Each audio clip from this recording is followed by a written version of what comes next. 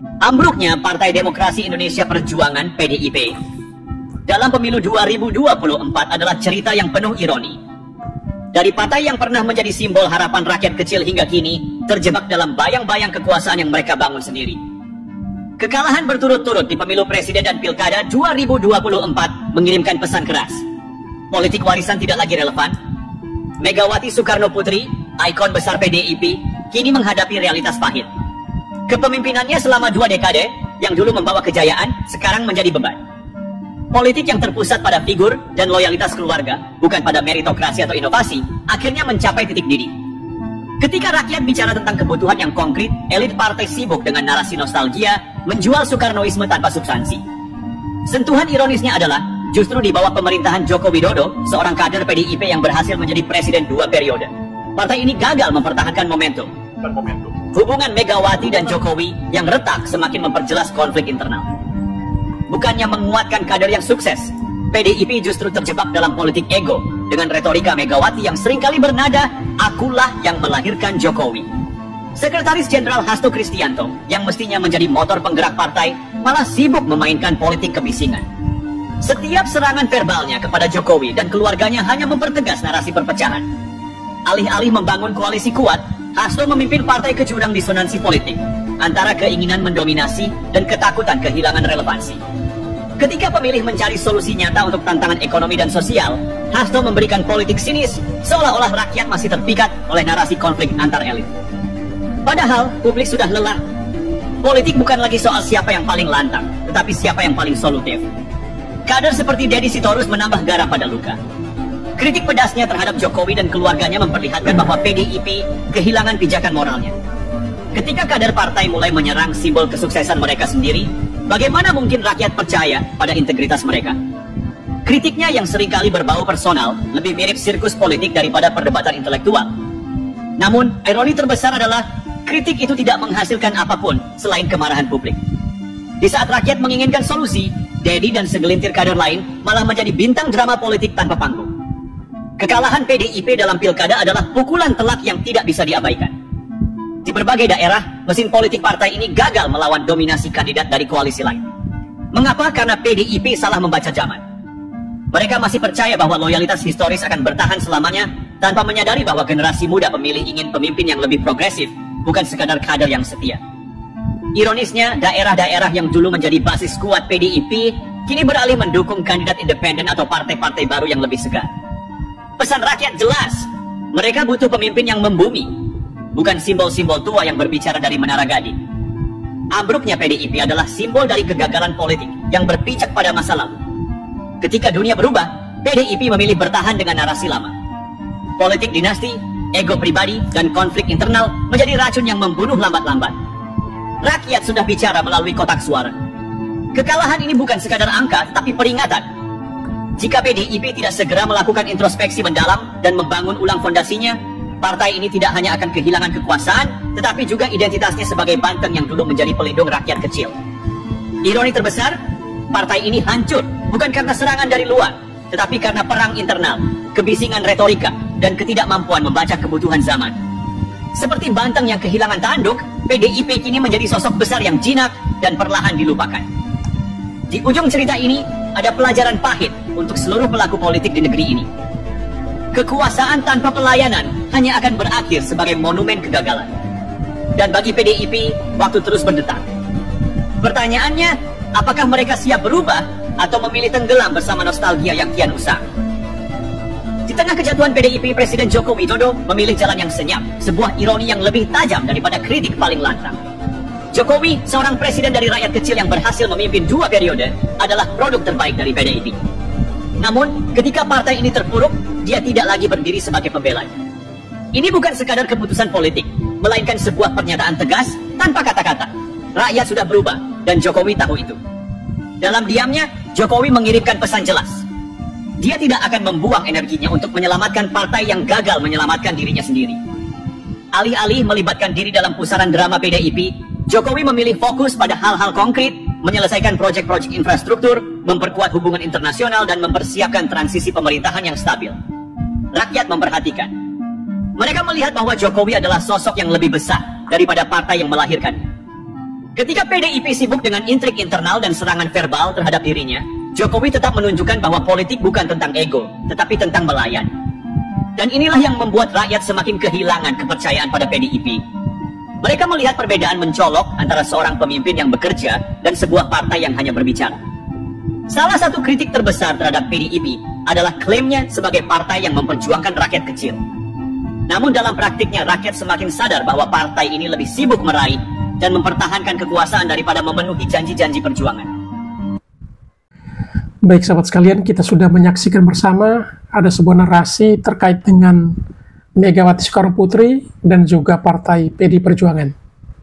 Seperti yang kita dengarkan tadi bahwa memang dari hasil analisa berbagai pihak, dengan melihat situasi yang dialami Partai PD Perjuangan yang akhir-akhir ini terjadi, justru membuat banyak kader sesungguhnya merindukan sosok atau figur seorang pemimpin sejati yang menginspirasi. Dan itu ada dalam diri Jokowi tentunya. Tetapi seperti yang digambarkan bahwa akibat ego pribadi dan juga politik dinasti, maka dapat mengabaikan kader terbaik, kader yang menginspirasi, dan kader yang membawa perubahan. Selama ini juga rakyat Indonesia tentu tahu bagaimana PD Perjuangan begitu meningkat, begitu pesat meningkatnya kursi-kursi di parlemen, hampir sebagian besar bertumbuh, dan itu semua atas dasar kecintaan masyarakat Indonesia terhadap sosok yang bernama Joko Widodo. Namun ketika Jokowi sudah memutuskan untuk tidak lagi berada di Partai PD Perjuangan, akibatnya sangat terasa di mana banyak kursi dari PD Perjuangan yang hilang atau diambil oleh partai lain dalam konsultasi Pileg baru-baru ini. Hal ini menunjukkan kepada kita sekalian dan juga kepada publik tentunya bahwa apa yang telah terjadi di tubuh Partai PD Perjuangan itu hanyalah akibat dari ego pribadi atau politik dinasti yang terus dibangun. Dan ada sekelompok orang yang mau cari aman yang mendukung akan dua hal tersebut. Sehingga sosok Jokowi yang benar-benar turut membesarkan partai ini justru dianggap atau dinilai sebagai seorang pengkhianat atau seseorang yang ingin menghancurkan partai ini. Tetapi rakyat juga tentu tahu, sekalipun narasi negatif dibangun tentang mantan Presiden Joko Widodo, tetapi bagaimanapun juga rakyat sudah pernah merasakan apa yang telah diperjuangkan, apa yang telah dilakukan oleh mantan Presiden Joko Widodo. Jadi daripada kader Partai PD Perjuangan dengan narasi seburuk apapun tidak akan mempan mencuri hati rakyat dan balik membenci mantan Presiden Joko Widodo. Tetapi justru Partai PD Perjuangan yang gagah itu pelan-pelan mulai pecah belah. Baik sahabat sekalian, seterusnya kita akan menyaksikan berbagai video terkait dengan PD Perjuangan dan juga para kadernya, dan beberapa statement dari para tokoh dan juga netizen tentang partai ini. Mari kita ikuti videonya satu persatu.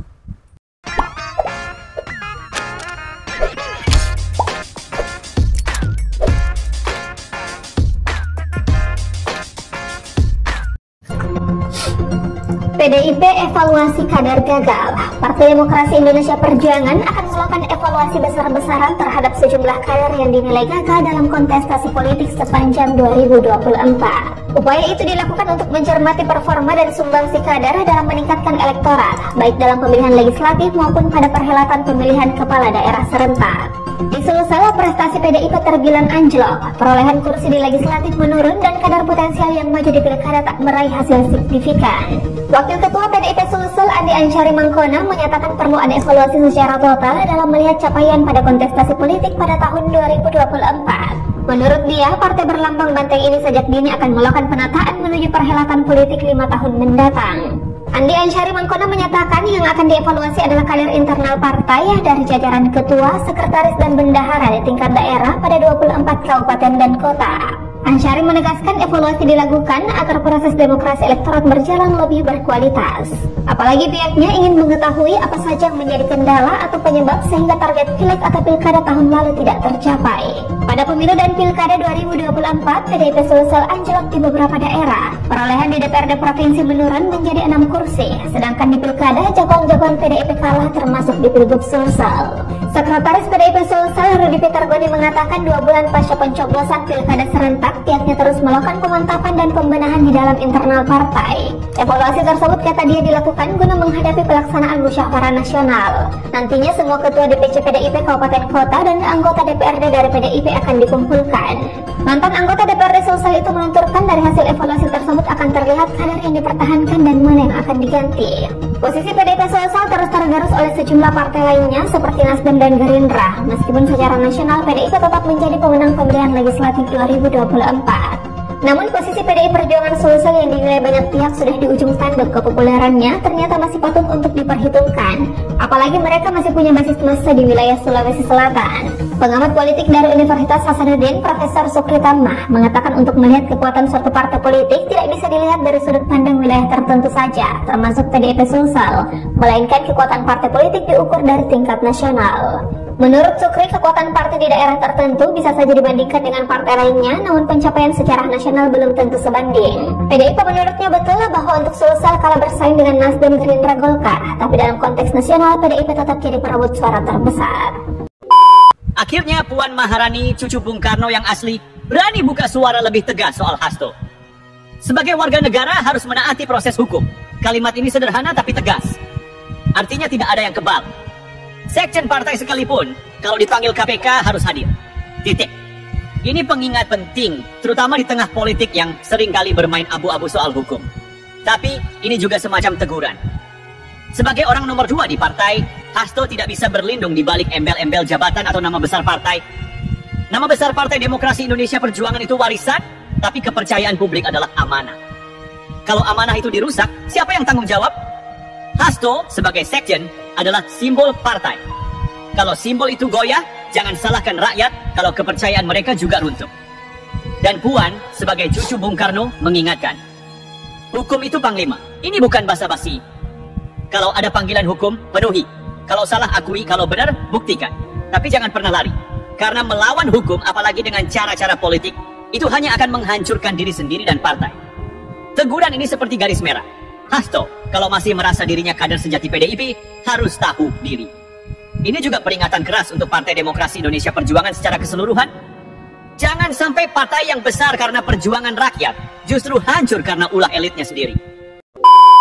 Bung Karno dulu mendirikan partai bukan untuk jadi tameng orang-orang yang takut hukum, tapi untuk menjadi alat perjuangan rakyat, alat pembela keadilan. Kalau PDIP mau tetap besar, Puan sudah kasih isyarat.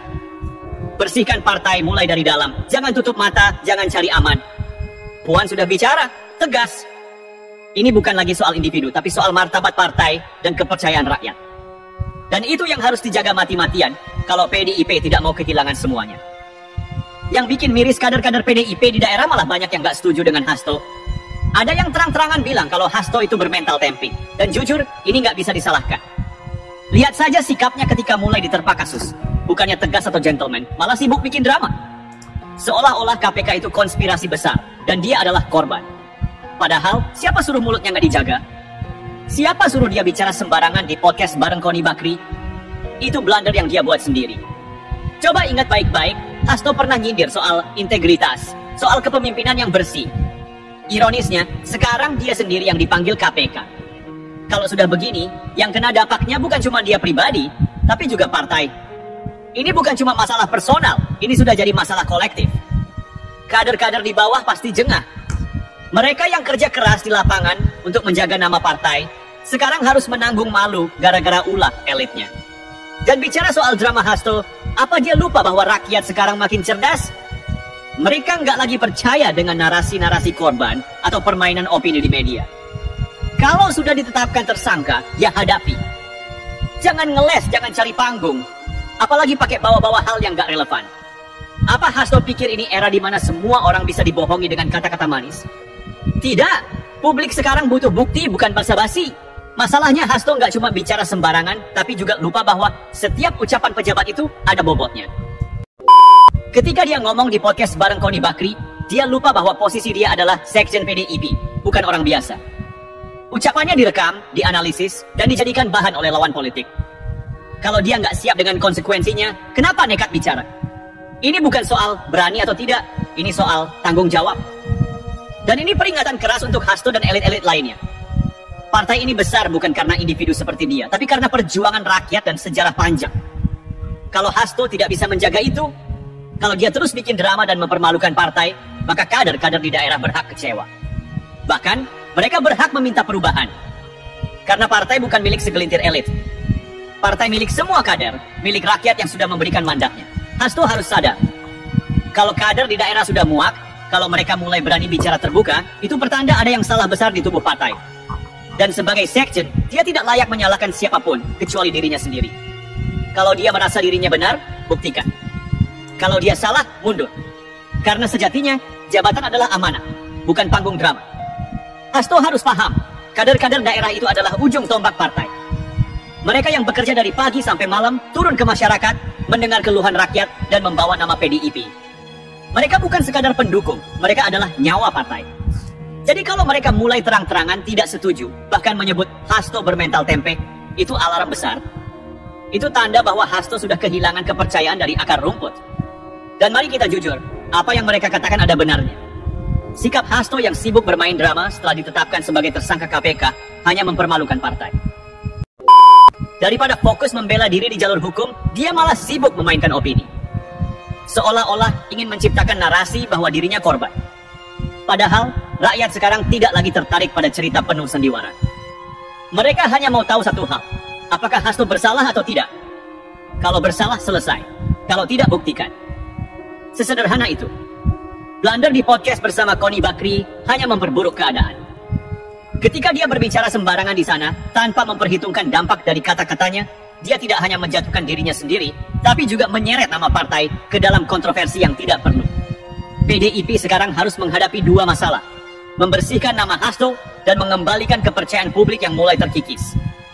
Dan yang paling menyedihkan, Hasto tidak belajar dari kesalahan. Dia terus bermain di zona abu-abu, mencoba menyelamatkan posisi tanpa memikirkan dampak jangka panjang untuk partai.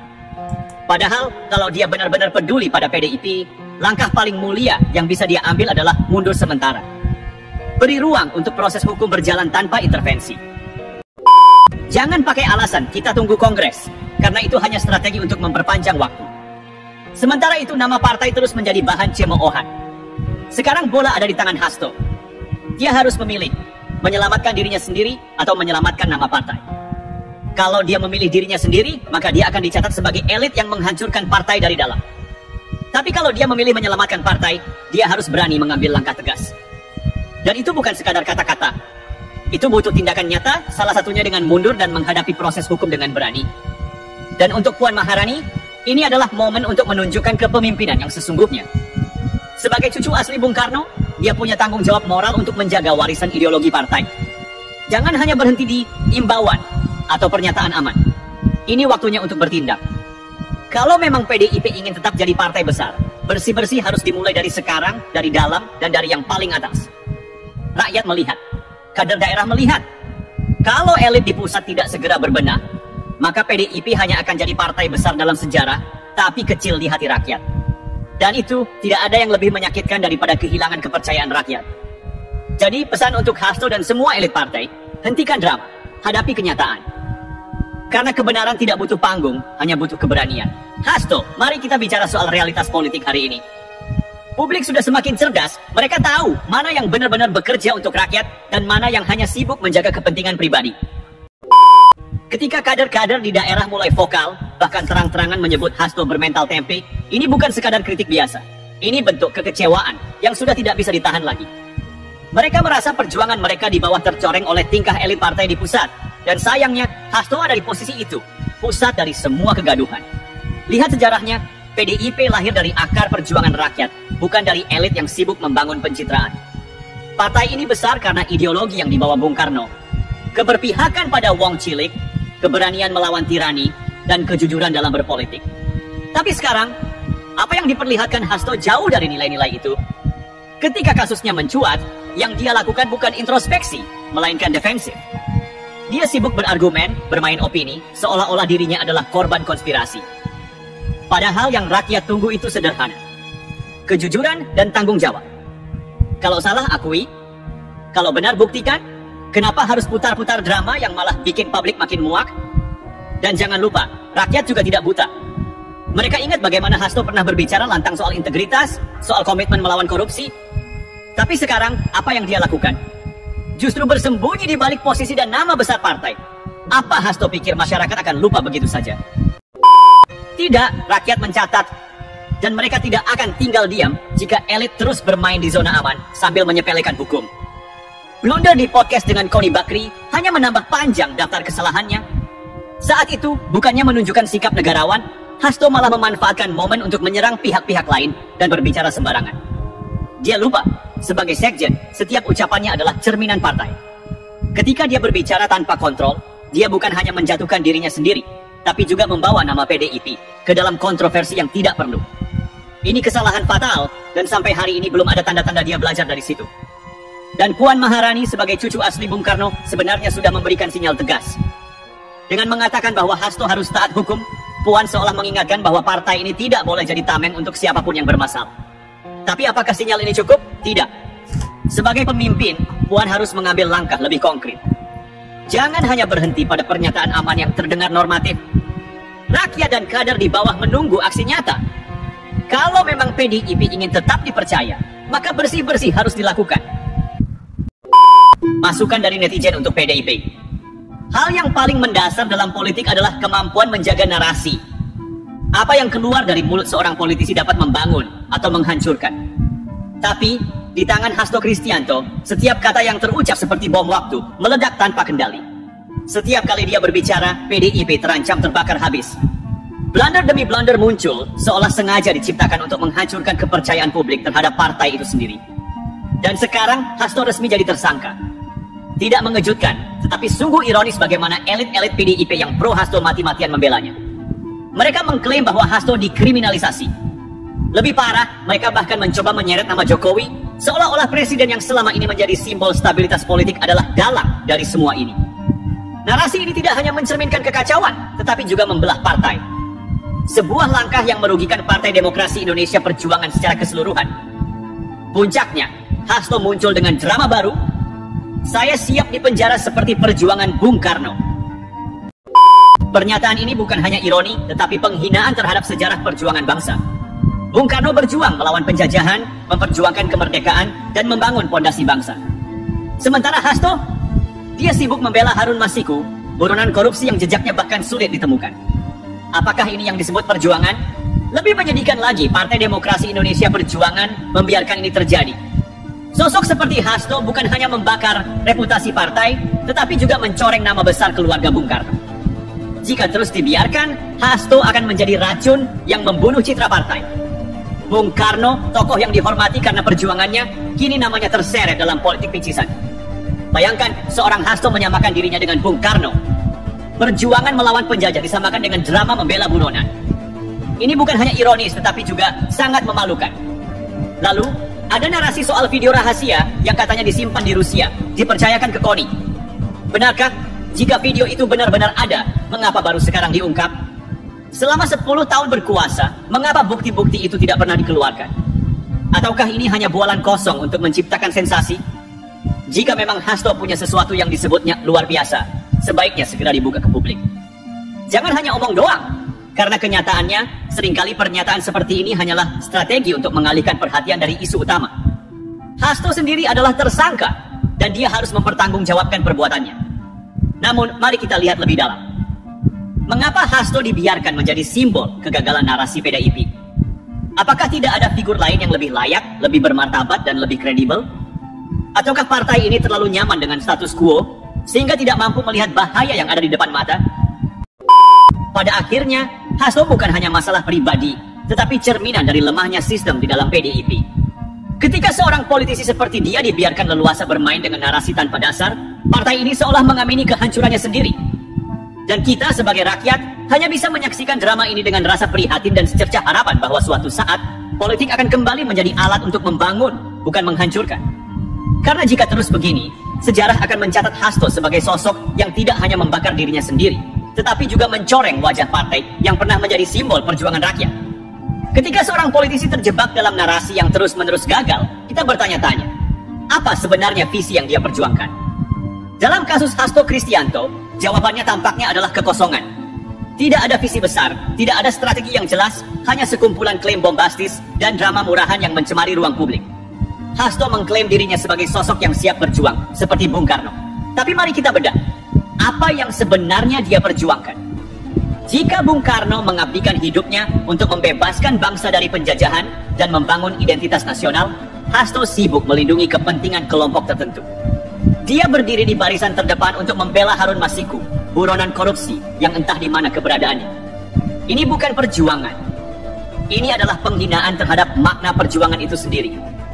Narasi ini menjadi lebih ironi ketika Hasto berusaha menyeret nama besar Bung Karno ke dalam lumpur politiknya. Bukannya melindungi warisan Bung Karno, Hasto malah menjadikannya tameng untuk menyelamatkan diri. Apakah PDIP, partai yang mengklaim dirinya sebagai penjaga ideologi Bung Karno, akan terus membiarkan ini terjadi? Sampai kapan PDIP rela reputasinya dirusak oleh satu orang yang terlalu besar kepala untuk memahami bahwa dia sedang merusak fondasi partai? Lalu ada soal video yang katanya disimpan di Rusia. Ini adalah salah satu momen di mana absurditas politik mencapai puncaknya. Apakah ini lelucon? Atau hanya upaya terakhir Hasto untuk menciptakan kontroversi yang membuat publik lupa akan status tersangkanya? Kalau video itu benar-benar ada, mengapa baru sekarang dibahas? Jika memang ada bukti besar yang bisa membuka rahasia besar, mengapa harus disimpan begitu lama? Lebih aneh lagi, Hasto mengklaim video itu disimpan di Rusia dan dipercayakan pada KONI. Logikanya di mana? Apakah KONI yang tugasnya mengurus olahraga tiba-tiba beralih profesi menjadi penjaga arsip politik? Jika Hasto punya nyali, bukalah video itu sekarang. Jangan hanya omong kosong yang tujuannya untuk memancing perhatian.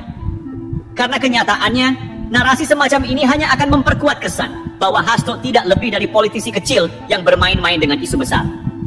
Masalah ini bukan hanya tentang Hasto, ini adalah refleksi dari krisis integritas yang semakin mencengkeram PDIP. Ketika seorang politisi seperti Hasto dibiarkan bebas merusak narasi partai, itu menunjukkan bahwa PDIP kehilangan kendali atas citranya sendiri.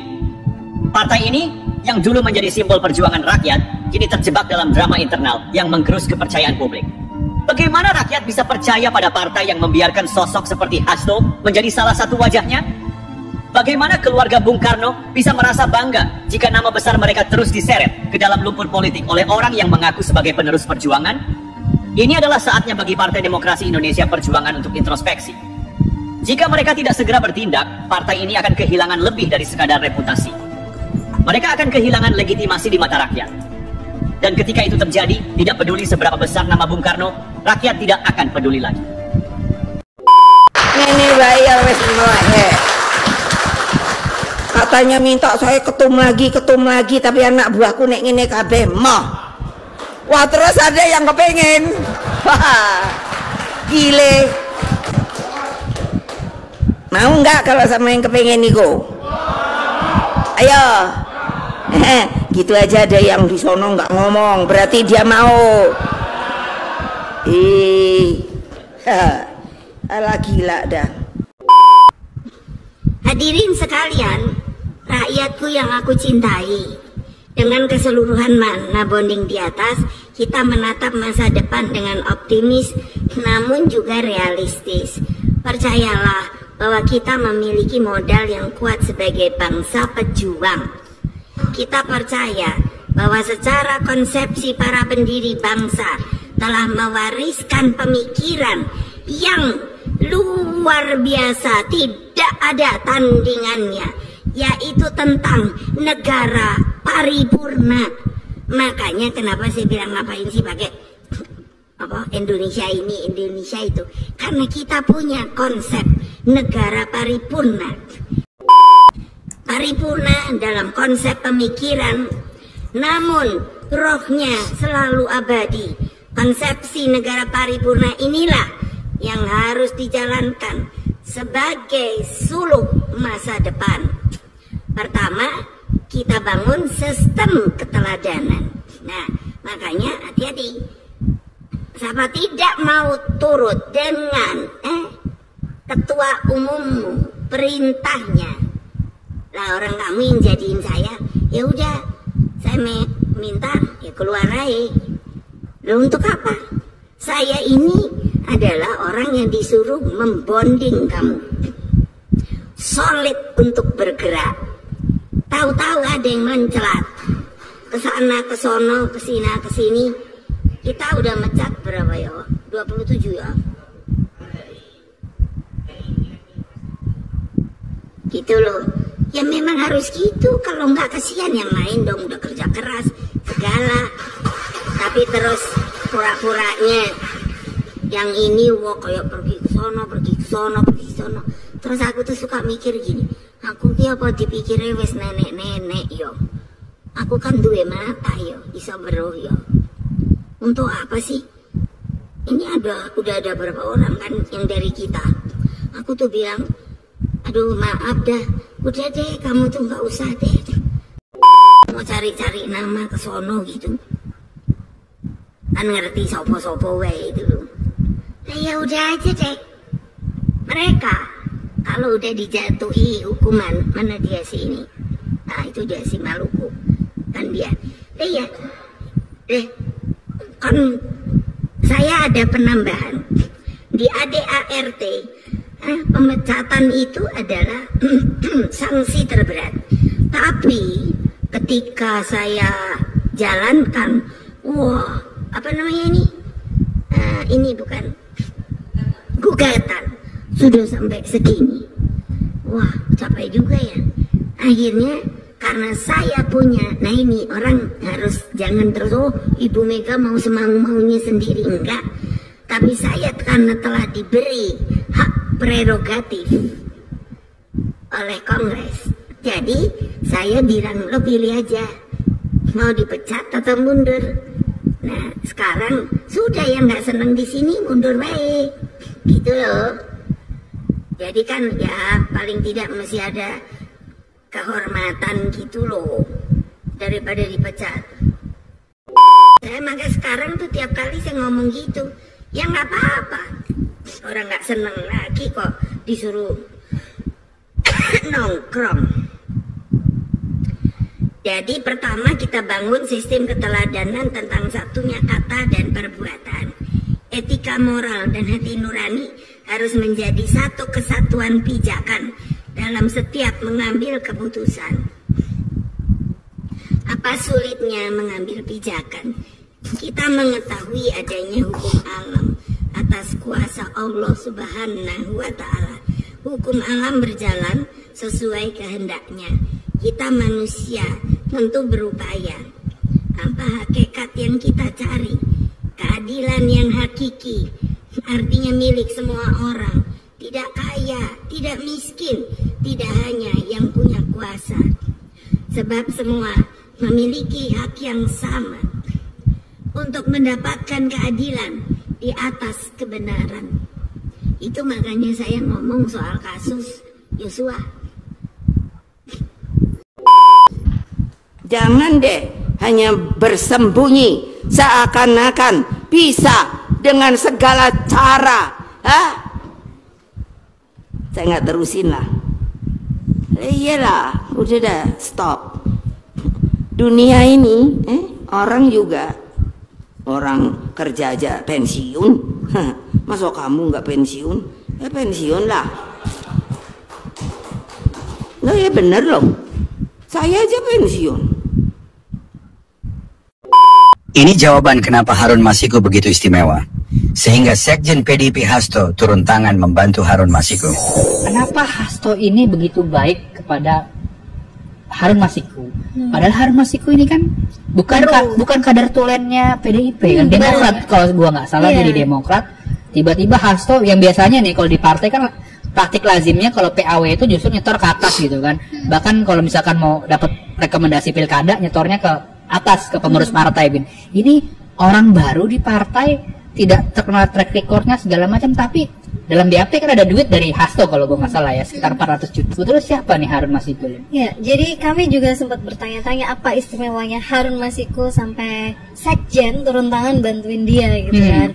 Dan memang benar dia, Harun Masiku itu baru 2 tahun bergabung ke PDIP. Tadinya caleg Demokrat yang gagal gitu kan. Di Dapil Sulawesi, asalnya dia kan Sulawesi. Nah kemudian oleh PDIP dia dikasih Dapil Sumsel 1. Di Sumsel 1 itu sebenarnya ada adiknya Taufik Kemas berarti iparnya Ibu Mega, Nazarudin Kemas, dia meninggal 3 minggu sebelum coblosan gitu kan. Nah, akhirnya setelah coblosan itu yang dapat posisi pertama adalah Rizky Aprilia. Dan dia tuh memang kader PDIP ya, kader organik. Cuma dia kok mau didongkal oleh sekjen gitu, dengan mendorong Harun Masiku yang saat itu perolehan suaranya di posisi kelima. Jauh sekali. Jauh ya, kelima justru ya. Nah, di situ akhirnya kami mendengar info dari sumber kami. Ada 2 sumber kami yang bercerita bahwa sebenarnya sekjen mengurus atau membantu Harun Masiku itu karena ada barter. Katanya ada pengurusan perkara di Mahkamah Agung. Karena Harun Masiku ini merupakan kerabat dekatnya petinggi MA ketika itu. Siapa dia? Siapakah petinggi MA ketika itu? Nah, teman-teman mungkin bisa telusuri sendiri. Benar, ketahuan siapanya. Nah, di situ PDIP atau Hasto berharap pada kasus itu onslah gitu. Onslah itu apa artinya? Onslah itu putusan lepas. Okay. Jadi, nah ketika kasus itu putusan lepas, akhirnya kan tidak akan merembet kemana-mana gitu. Dan memang di KPK akhirnya 2024 itu meng-SP2, menghentikan penyidikan perkara 2 kasus terkait yang sudah onslah pada saat itu. Ini maksudku kasus BLB itu? Benar sekali. Wow. Karena itu kan nyerempet-nyerempet ke Ibu Ketua Umum. Kan? Karena BLB itu kan dapat bantuannya di arahnya Megawati Soekarno Putri kan. Jadi ada siapa namanya tersangkanya tuh Syafruddin Temenggung. Sudah lepas. Ada beberapa kan. Samsul Nur Salim dan Ici Nur Salim baru SP3 2024 ini. Saya ini tahu statistik, tahu bahwa survei itu bisa dibeli. Karena apa? Pemilu langsung tuh yang jalankan saya juga loh. Jadi itu hak saya jaga benar. Nggak boleh dimain-mainkan, nyoblos apapun. Itu harus benar. C1-nya mesti benar. Alasannya kenapa tidak dikeluarkan, hanya si rekapnya yang boleh. Itulah yang benar. Lalu surveinya, kalau ini ditulis bahwa benarkah? Saya ini tahu statistik, tahu bahwa survei itu bisa dibeli. Bohong apa tidak? Bohong apa tidak? Nya Bapak kok bilang bohong? Yang namanya responden kok cuma segini, by phone lagi. Negara ini bukan milik keluarga tertentu. Nah, kemana tuh dia dan kawan-kawannya sekarang? Kok nggak ada suaranya? Mana backsound tanah airkunya?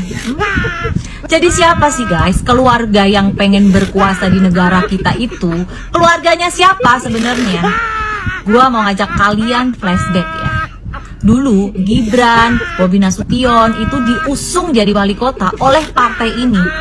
Ada nggak dari politisi-politisi partai ini dan pendukung-pendukungnya yang teriak-teriak politik dinasti? Tentu tidak ada. Yang ada justru di 2015 ya, MK itu melegalkan politik dinasti.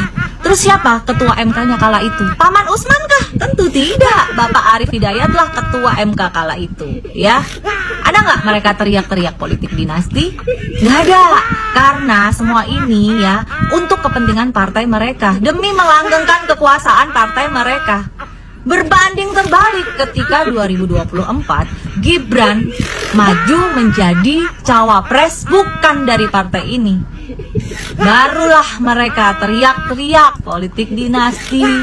Barulah mereka kompak menyerang Jokowi dan keluarga. Padahal kalian harusnya melihat rekam jejak kalian sendiri. Nah, ya. Partai Demokrasi Indonesia Perjuangan, demokrasi, tapi tidak mau menghargai suara rakyat. Yang ada ngambil kursi buat keponakannya. Aduh, deknya ganti aja deh, ya nggak sih? Baik sahabat sekalian, demikianlah beberapa buah video yang coba saya reaksi berkesempatan kali ini, dan kepada para sahabat sekalian yang ingin berkomentar, silakan tulis di kolom komentar. Sekian dan terima kasih, dan sampai berjumpa kembali di video selanjutnya.